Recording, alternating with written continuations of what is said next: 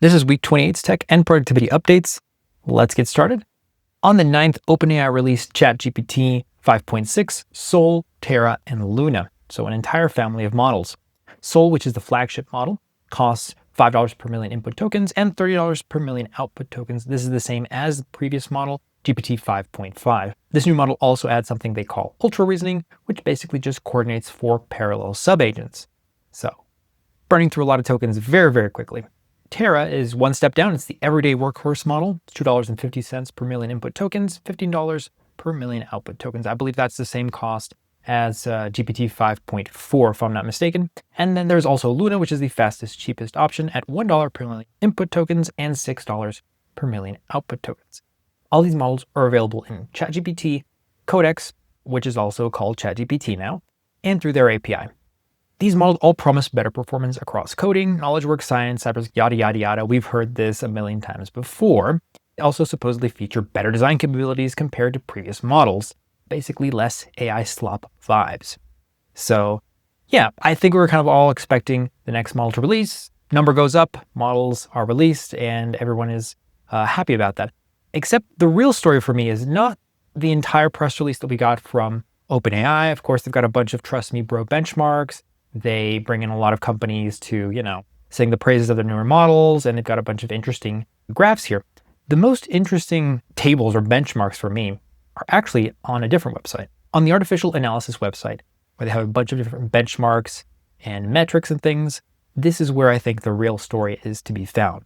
So if we look at the latest results from the Artificial Analysis Intelligence Index, which kind of takes 9 different evaluations, 9 different benchmarks, and then runs them through this process to spit out just one single number, because it's kind of hard to tell what's actually going on. What does intelligence actually mean? Well, it means, one number, but across a wide variety of different applications or functionality.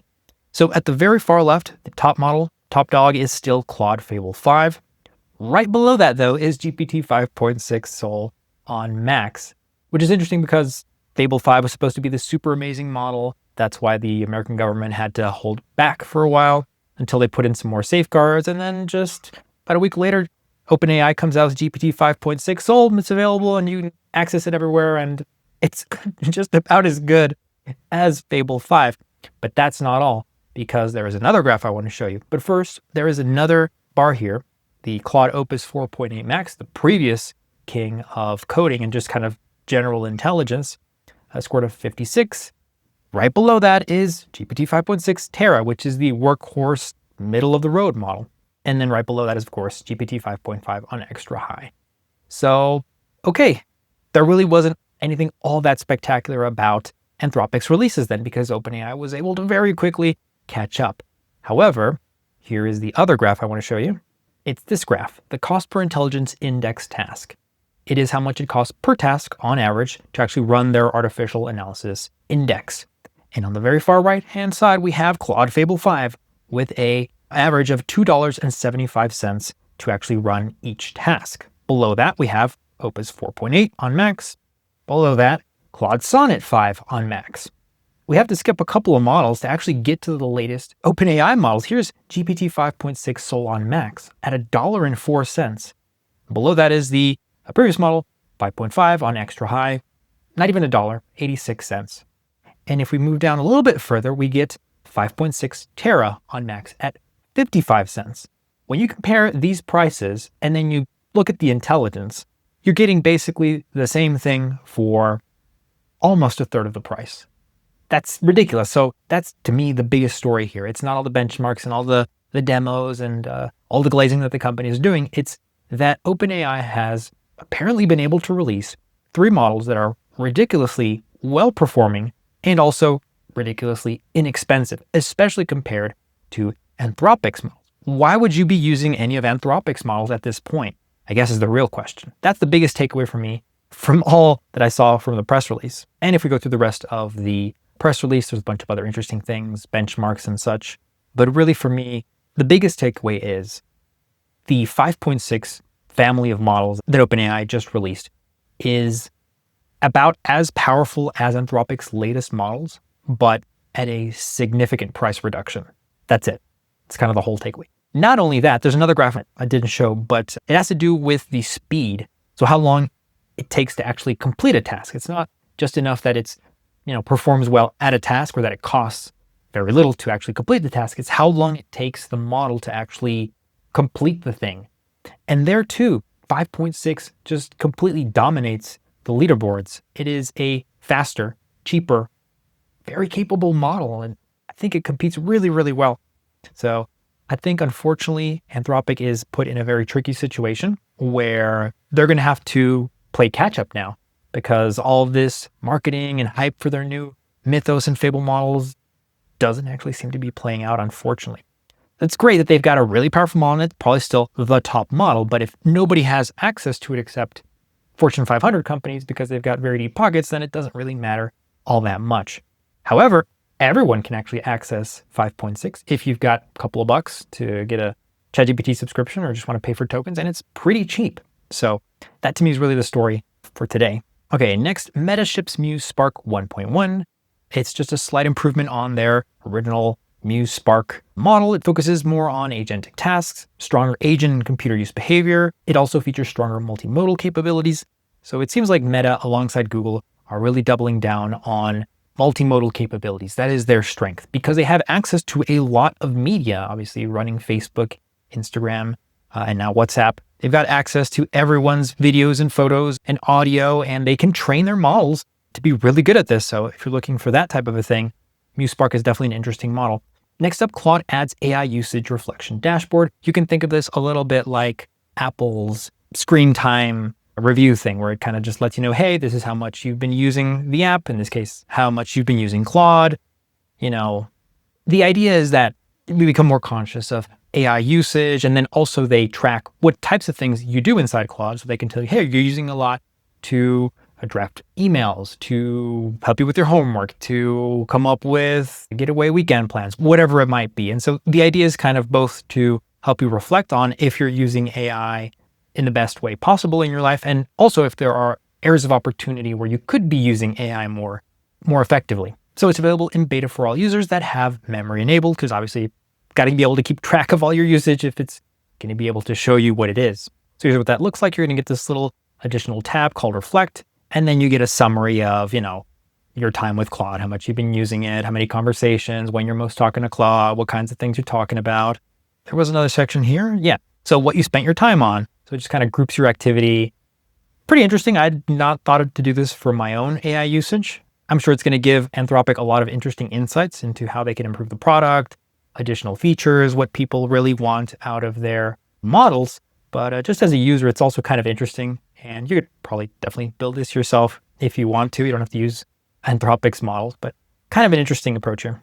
Next up, XAI releases Grok 4.5. This is now the default in Grok Build, which is their coding application. It's also available in Cursor on all plans and via the API.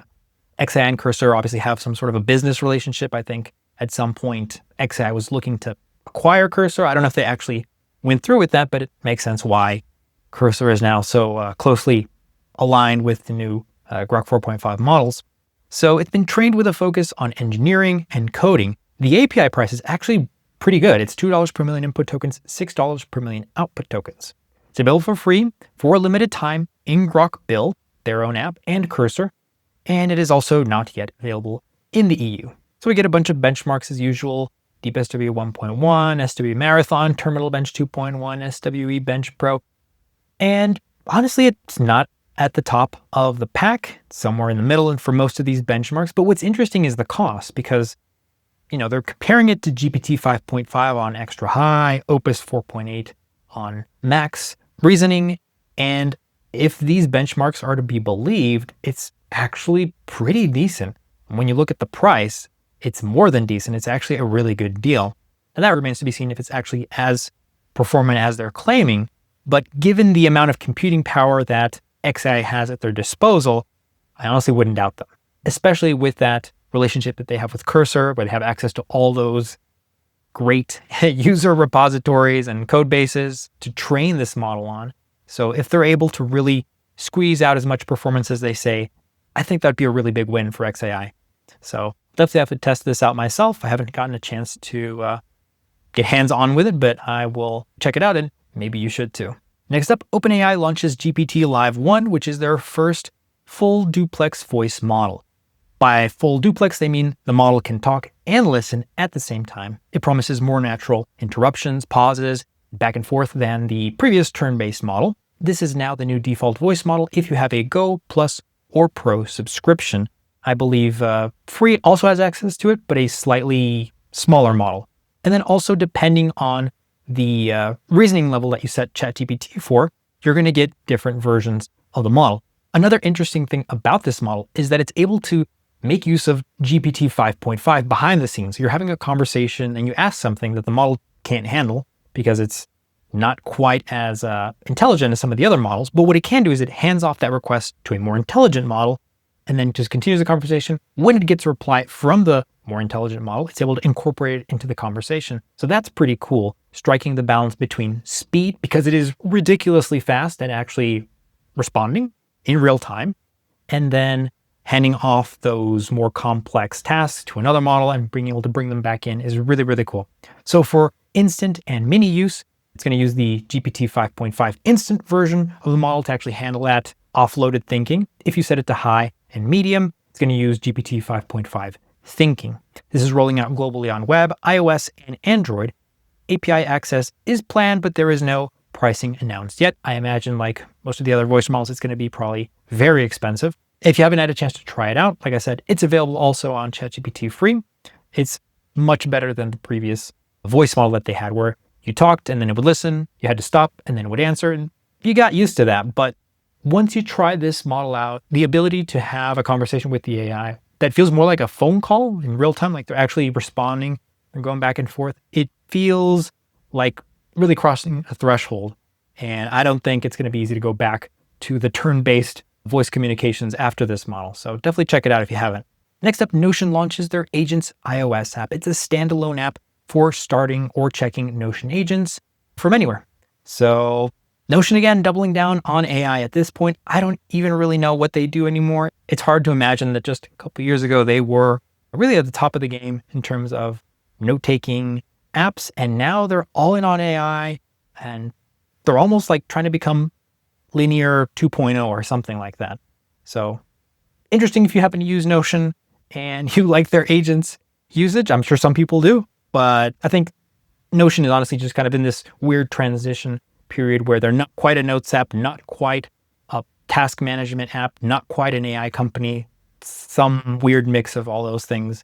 And they're really in a kind of a tricky place. And lastly, Claude Cowork comes to the web and mobile. So Cowork is rolling out to the web, iOS, Android, and they're starting with Mac users. Tasks now continue in the cloud with the laptop closed. You can schedule tasks to run with no device online. And desktop is going to remain the full experience for local files and browser access. It's really just a new way to kind of start tasks on a machine and then hand them off to the cloud, turn off your device, close the device or whatever, or you go out and then you open up the task from your mobile device, you continue it from there, and then you come back home or to the office and the results are waiting for you on your computer. So just making it really easy to start tasks from anywhere, monitor them from anywhere, and also conclude them from anywhere. So here's a little preview of what that's going to look like. You're going to get this little toggle here where there's a normal chat, or you're going to send it to Cowork.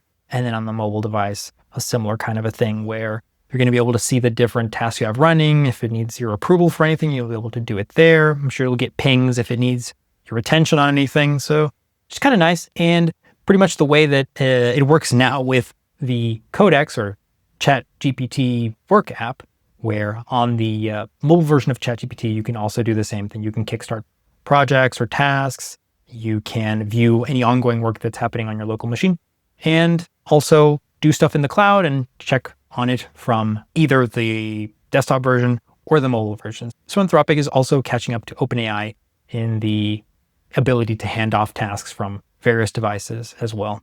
So that is it for week 28's tech and productivity news items. Be sure to like the video if you enjoyed it and subscribe so you don't miss out on the next one. Till then, see you in the next video.